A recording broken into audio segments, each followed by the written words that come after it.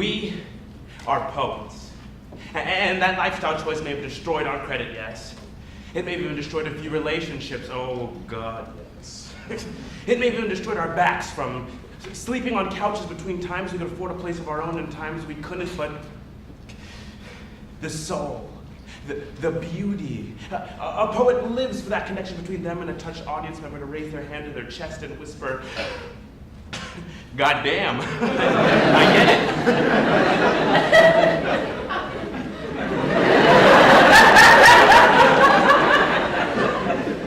Between a couple sitting on dusty wooden floors, cross-legged, bathed in candlelight, and Joni Mitchell at 3 a.m. in the morning, we will die penniless, but the stories, the soul, the whole wide world held limp in the palm of our hands.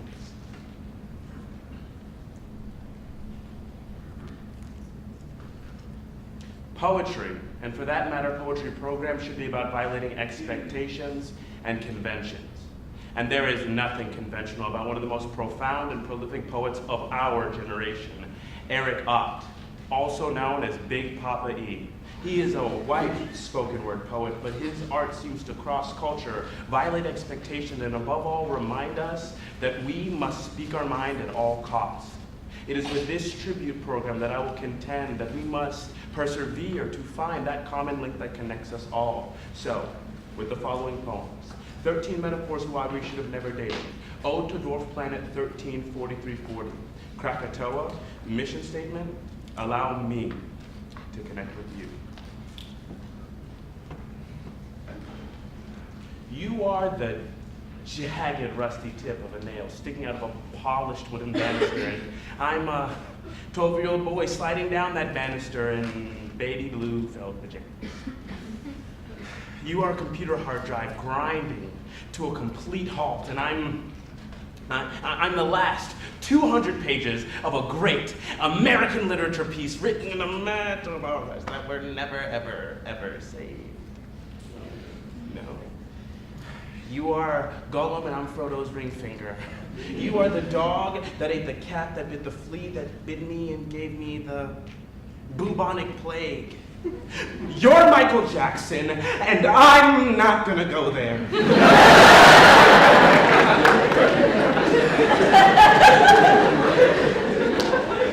You are the sharpened spine of a stingray's tail, and I'm the crocodile hunter. And yes, I went there. Which is to say, you and I don't go together like carrots and peas. We go together like candy apples and razor blades.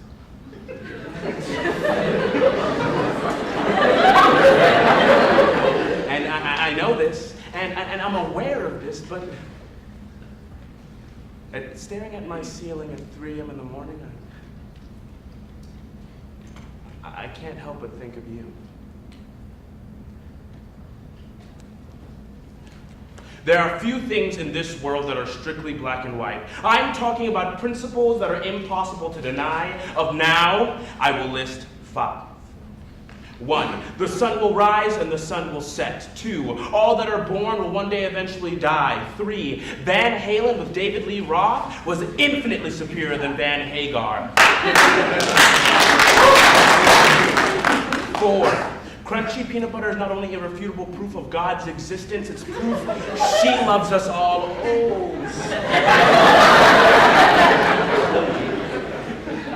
And 5, the reason why I'm speaking here with you all today, I am talking about a principle no reasonable person can deny.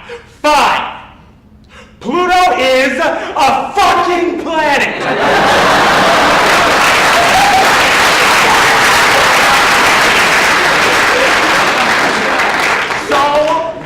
A bunch of self-important professors got together one day and decided to bump Pluto standing down in the universe from planet, remaining it a dwarf planet and making it 134340. And why? Because Pluto isn't like the other planets. Oh, Pluto has a little bit of a strange axis. Oh, Pluto's smaller than most moons, who in this room has never been considered an oddball. An outcast? Special.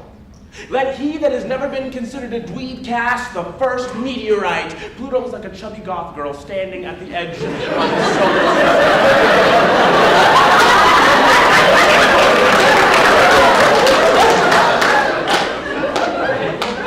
system. Staring longingly at the cosmic dance floor, looking at all the popular planets. Oh, check out me, I'm fat, and check out my ring!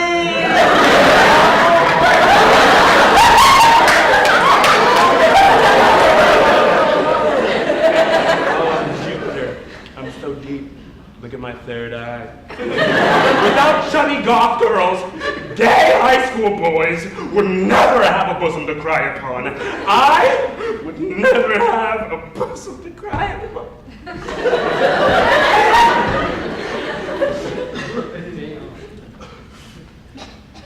We need Pluto.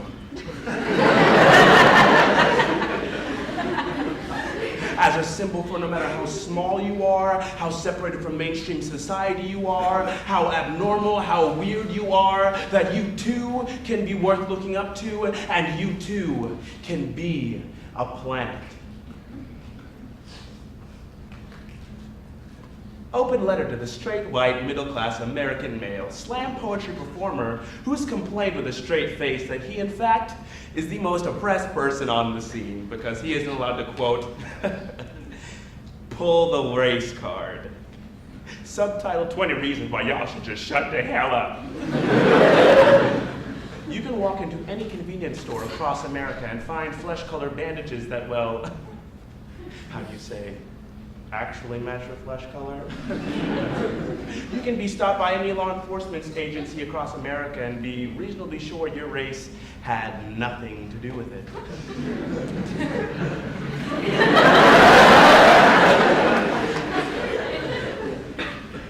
You can do well in any challenging situation and not be called a credit to your race.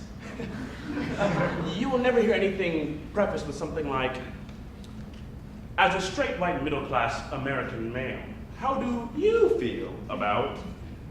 You'll never hear anybody say the following compliment. Oh my God, you speak so well.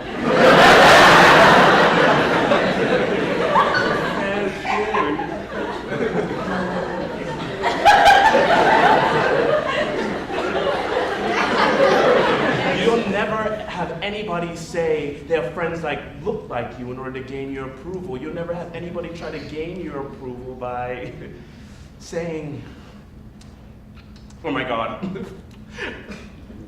I love straight, white, middle-class American male food. I eat it all the time.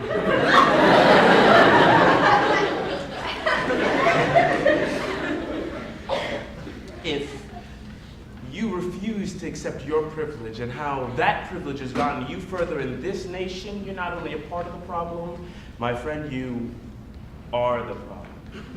And until you're willing to do something about it, please, please, by all means, shut the hell up.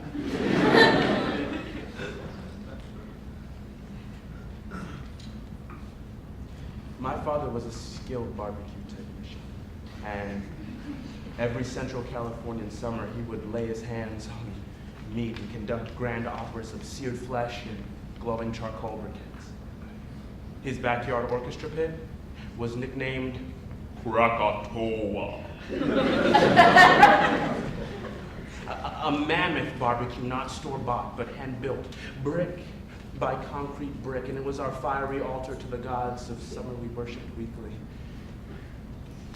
Growing up, we were a few streets removed from poor white trash. We couldn't afford the grade A choice number one, so every time my dad bought meat, he had to pound it into submission, crushing his frustrations away with every blow until the meat did his will. And while we shredded stove coals from shredded lawn chairs, we sat beside each other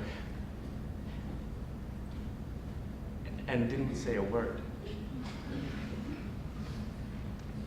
Just stared deep into the flames of Krakatoa.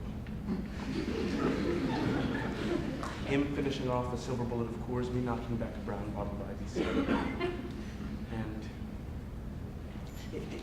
it didn't matter that I got crappy grades and cut class and stole books from the mall and played my depressing goth music too loud, too late, and I was probably going to amount to nothing but a burden on my parents. And it didn't matter that me and my dad understood each other less and less. And he didn't seek to understand me more than I sought out to understand him. And we tolerated each other less and less than father and son, less than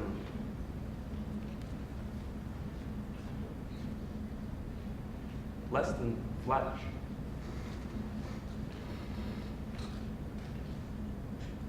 Okay, maybe all that stuff did matter.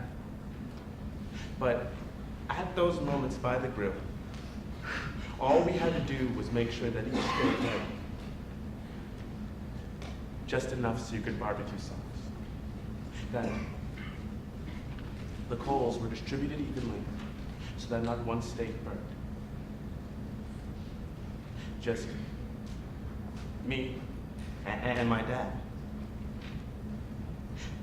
While my mom and sis were inside, and we were never interrupted.